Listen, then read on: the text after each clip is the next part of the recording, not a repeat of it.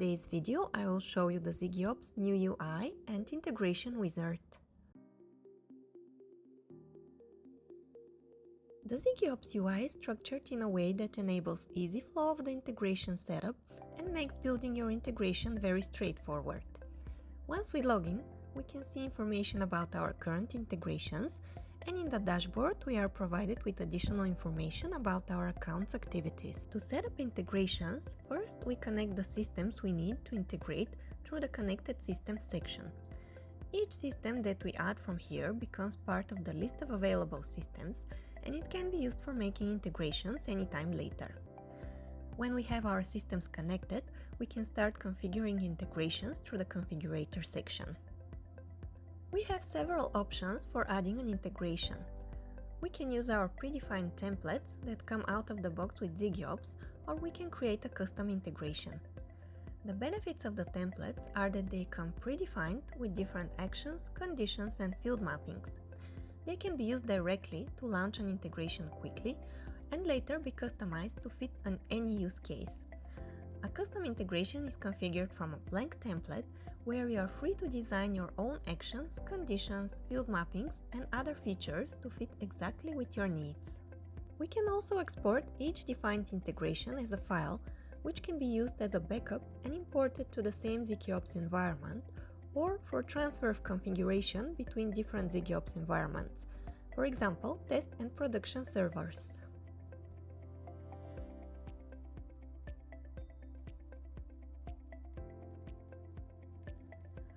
The first step is to add some systems that we can integrate. This is done in the Connected Systems section. There, we'll be provided with a list of all the systems that are currently available for integration with ZigiOps. For this example, let's choose ServiceNow. Once we select it from the list of available systems, we'll see a template with all the requirements for successful connection with ServiceNow. These are URL, username, and password. Proxy configuration is optional.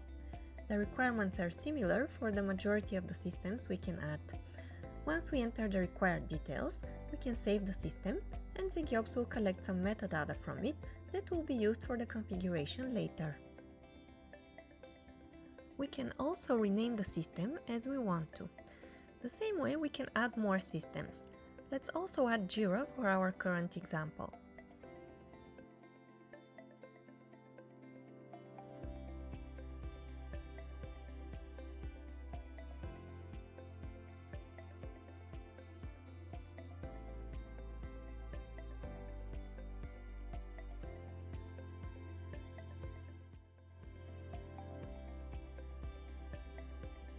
When the systems are added and have connected successfully, we can go ahead and create a new integration through the Configurator section. In the Configurator menu, we can click the Add New Integration button, and we'll see a list of all the templates available in ZigiOps. We can choose the one we need using the search bar. When we click on a template, we can load it, and it automatically logs the systems we have connected previously. We only need to confirm the entities, save our integration, and it starts working. We can customize everything in the configuration if we need to. The integration wizard shows us our status and progress, where we can easily track the steps for completing our integration.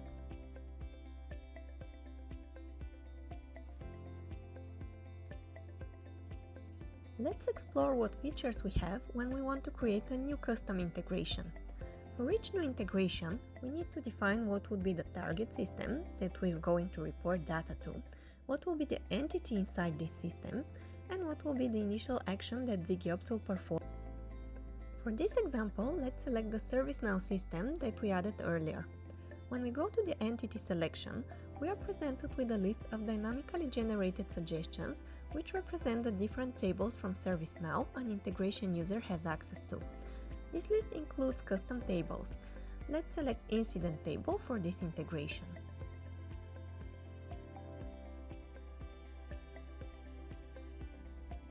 Next, we need to define which action we want ZigiOps to perform for the selected entity. If we want to create a new incident, update an existing one, or query for new incidents. For this example, I want to create a new incident, so I will select Action Type Create. And next we need to define what our source for this integration will be. We can choose from any of the systems we have available in ZigiOps, even the same ServiceNow system we are using for the target. For this integration, I will select Jira as my source system. We can then choose our Jira entity as part of a dynamic collection of entities where we can select all projects and issue types that are available for our integration user. I will select Project Demo and issue type Task. Once this is finalized, now we have an integration between ServiceNow and Jira, where if a new task for Project Demo in Jira is collected, it will be transferred to ServiceNow as a new incident. Now that we have saved the integration, let's check out all other options we can customize for it. We can change our integration name, we can review or update our systems and our entities. We can also configure our correlation configuration.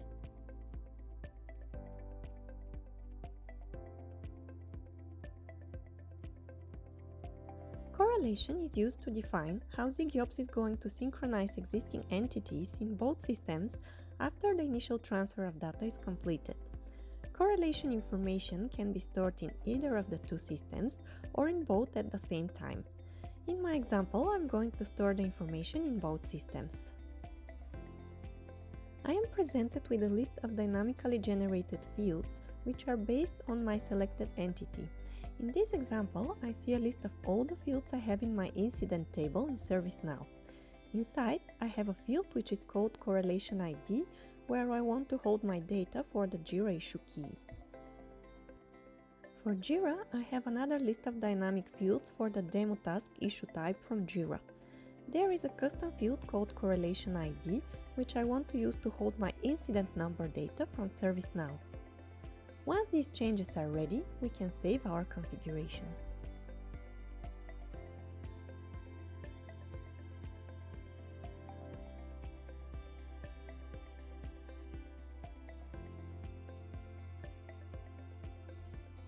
On the left side, we can see a list of all the actions we have for our integration. We can add a limited number of actions. For each action, we can edit the name, we can review and edit all the settings we have configured previously, and configure additional settings to match our use case. Now that we have completed our main configuration, we can focus on the create action we selected earlier. We can choose between listener or poller trigger types, in this example poller, which has a configurable scheduler set to execute every minute. We can choose different time intervals according to our needs. We have trigger condition, which is a query definition against our source system, in this example Jira, where we can define what data we want to collect specifically and when. If the condition is left empty, we are going to collect all the data from the demo project for issue type task.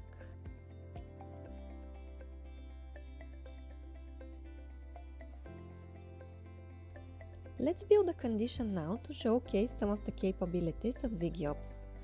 First, I want to define that I want to collect all the tasks from Jira that are created by a real user and not by the integration. I can select a reporter field from Jira and its key value, and I can set it so that it cannot be the same as the ZigiOps user value. Then I want to define that I want to collect only new tasks and not tasks that were already collected. To do that, I can create a custom variable in ZigiOps, which we call expression of type lastTime, which is the timekeeping functionality of ZigiOps. It works with date-time fields and it can store timestamps for different entities. Once the expression is created, I can then use it in my trigger condition and set it to look for tasks with created time greater than the last created time we have collected.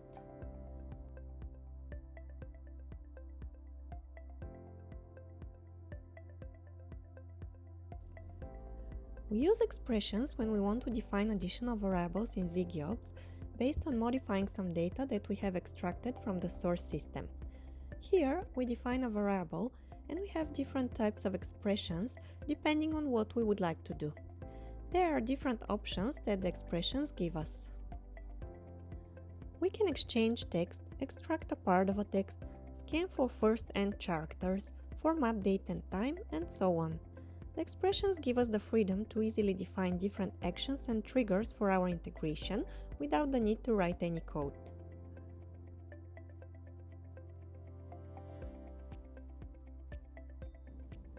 Once we have defined the data collection rules, we can move to the field mapping configuration page. Here we can define how the data we have collected from our source system is going to be reported to the destination system. Let's start by configuring some simple mappings for the Jira and ServiceNow integration. For each field row on the left side, we have our destination fields, in this example ServiceNow, and on the right side we have our values, which can be either hard-coded, variables from Jira, ZigiOps internal variables, custom expressions that we have configured in ZigiOps, or a combination of all.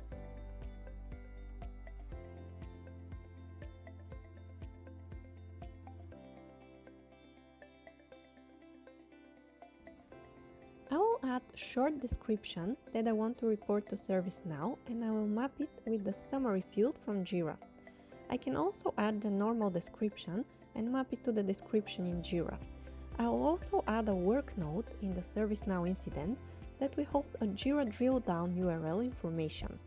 The value for this work note will be a combination of a hard-coded part and variables.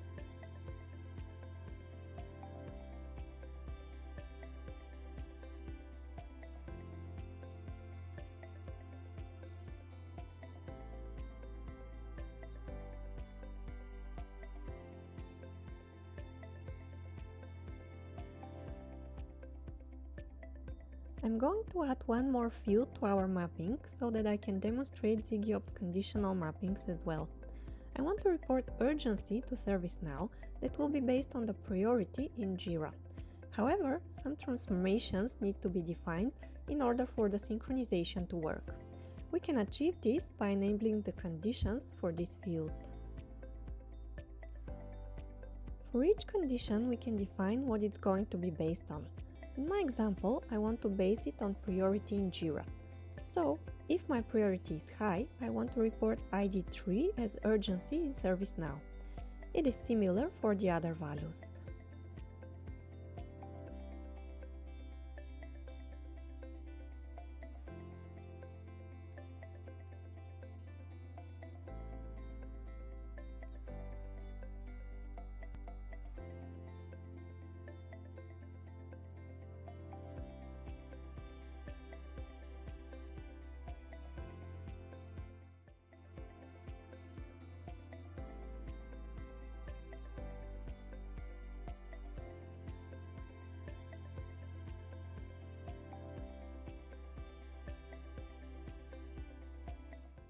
In the troubleshooting section, we can see detailed information about every integration with all its actions and all individual action executions with different levels of logging.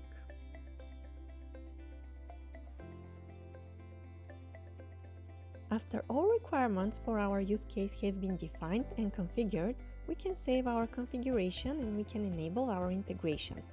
After that, ZigiOps will start performing the actions that we have configured.